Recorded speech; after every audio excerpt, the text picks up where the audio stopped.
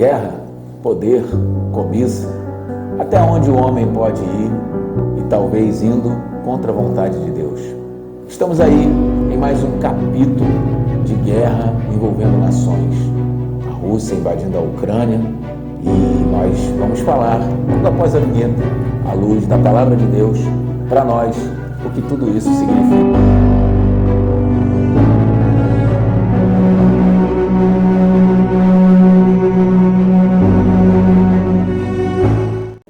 Eita glória! Tudo na paz, meus irmãos? Será que o mundo está em paz? Será que o mundo está conseguindo dormir em paz? Nessa madrugada nós começamos a ter as notícias de tudo isso que já vem acontecendo. Eu quero falar para vocês sobre algumas etapas que acontecem na guerra. Mas à luz da palavra de Deus, a palavra do Senhor nos diz lá no livro de Mateus 24, a partir do versículo 7 e 8, diz que se levantará nação contra nação, reino contra reino, e haverá fome, peste, terremotos em muitos lugares, coisas terríveis, né? E isso para nós vai nos mostrar que é apenas o princípio das dores. Nós estamos vendo em um cenário e já presenciamos ao longo da história muitos conflitos que trouxeram coisas terríveis para a humanidade. Não vou nem voltar lá naquela parte terrível da Segunda Guerra Mundial, porque vocês já sabem, tem tantos vídeos que falam a respeito. Mas eu quero que você entenda que uma guerra, ela começa muito antes do campo de batalha. Santo Jesus escreveu um livro que fala muito sobre isso, que guerras são vencidas antes do campo de batalha. Então, antes de tudo isso se consumar, nós já estamos vendo todo um movimento global, um jogo de xadrez, num tabuleiro imenso, no qual nós começamos a ver todo um desenrolar, aonde os objetivos vão ficando cada vez mais claros: poder, cobiça, ganância, sentimentos de egoísmo. E toda guerra começa justamente quando os corações são tomados e são roubados da paz. O Senhor Jesus, ele vai dizer que a paz excede todo entendimento, que ele é o príncipe da paz.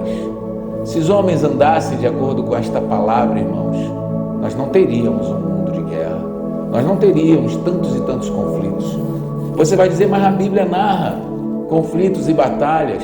Sim, debaixo de propósitos que aconteceram para que Deus tratasse com a humanidade. Só que agora que nós temos todos esses manuais, todos esses exemplos aqui em 66 livros, parece que não aprendemos nada. Então a guerra começa, a primeira etapa dela, essa guerra começa de uma maneira fria, cruel, de uma maneira que vai gerando todo um temor, bolsas vão caindo, mercados vão se perdendo e nós vamos vendo todo o mundo global, porque hoje o mundo é muito globalizado, já sofrendo com uma pré-guerra. E aí, queridos, nós chegamos ao ponto pior, quando de fato a guerra é consumada. E aí nós vamos ver muita injustiça, muita crueldade, muito sangue. Eu fico pensando num campo de batalha hoje, nós que já vimos tantos e tantos filmes de guerra, fico pensando hoje como será, porque as armas avançaram tanto, a tecnologia avançou tanto, e hoje uma guerra, ela vai entrar no campo químico, nuclear, ela vai entrar em várias esferas que pode trazer consequências desastrosas. E aí eu já entro nessa terceira etapa da guerra, a pré-guerra, a guerra em si e o pós-guerra. Existem países que ainda não se recuperaram de situações de guerras que já aconteceram há algum tempo. Então a guerra, ela deixa consequências terríveis para uma nação. Sem contar que ainda tem a possibilidade de um julgo, de uma quebra de soberania, porque não está se respeitando a soberania daquele lugar, está se impondo que o mais forte precisa dominar o mais fraco. Então, já que eu sou maior, já que eu tenho mais poder, mais estrutura, mais dinheiro, eu vou lá e domino, e aí vou dominando e tentando reconstruir aquela grande união que se teve há um tempo atrás, na época do comunismo, chamada Cortina de Ferro, país governado com mão dura. Eu acho que não é o caminho, irmãos. Nós deveríamos sim sermos propagadores da paz, do Evangelho. Mas sabe onde essas guerras começam? Nas nossas casas. Essas guerras começam quando nós não respeitamos uns aos outros, quando nós não tratamos problemas em amor. Mas é um problema terrível, é um problema de ordem financeira, é um problema de ordem conjugal, é um problema de ordem espiritual. Você tem que saber tratar com amor e respeito ao teu semelhante. Deus veio na terra, morreu por mim e por você e nos ensinou, sabe o quê? O mandamento, o grande mandamento, amar a Ele, amar ao nosso Deus e amar o nosso próximo como a nós mesmos. Se eu não gosto de ser enganado, eu não engano. Se eu não gosto de ser agredido, eu não agrido. Se eu não gosto de ser roubado, eu não roubo. É muito simples amar o próximo. E quando eu pratico isso com o meu semelhante, eu estou praticando com o meu Deus. E assim nós poderíamos inflamar positivamente toda a nossa vizinhança, todo o nosso estado, todo o nosso país e até o mundo. Mas enquanto essa conversão não acontecer dentro dos lares, nós vamos ter sim tudo isso que a gente está vendo. Ganância, poder, ódio, avareza, líderes que se dizem bons, que estão lá divulgando que isso é para o bem da nação. E será que dominar, matar, fazer tudo isso, assolar, gerar todas essas consequências, é realmente para o bem? Ou será que não é a palavra se cumprindo, o princípio das dores, porque haverá nação contra nação, reino contra reino? Então a palavra de Deus vai dizer que a nação precisa ser respeitada uma a outra, como eu preciso respeitar você e preciso que você me respeite, independente das divergências, independente das ideologias.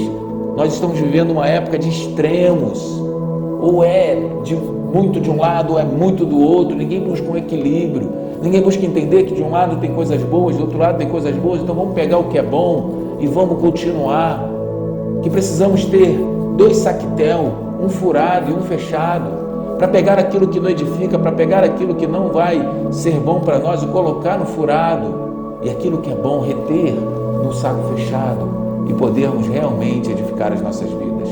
Independente dos problemas que estejamos passando, independente das situações, independente das batalhas, nós precisamos amar uns aos outros. 1 Coríntios 13 vai dizer que o amor é benigno, que ele não se folga com a injustiça, tem prazer na verdade, que o amor que tudo sofre, tudo crê, tudo espera, tudo suporta.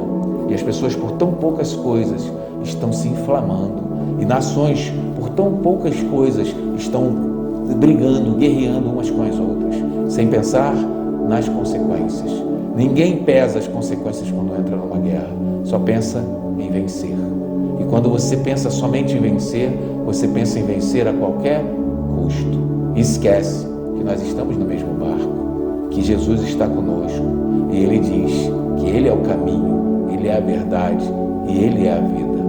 Então que essa mensagem possa invadir o seu coração, para que nós possamos levar ela adiante, para mostrar que a paz é o verdadeiro caminho, que Jesus é o caminho da paz, que Ele é o alfa, o ômega, o princípio, o fim, príncipe, o conselheiro, majestoso, maravilhoso, e que a gente, em Cristo, por Cristo e com Cristo, nós podemos transformar um mundo inteiro através do amor, porque Ele morreu por mim, por você, por amor. Então, queridos, que Deus te abençoe. Oremos pela região, oremos pelas nações, oremos por tudo isso que está acontecendo, para que haja paz, para que não haja guerra. Deus abençoe. Até a próxima, meus irmãos. Tchau, tchau.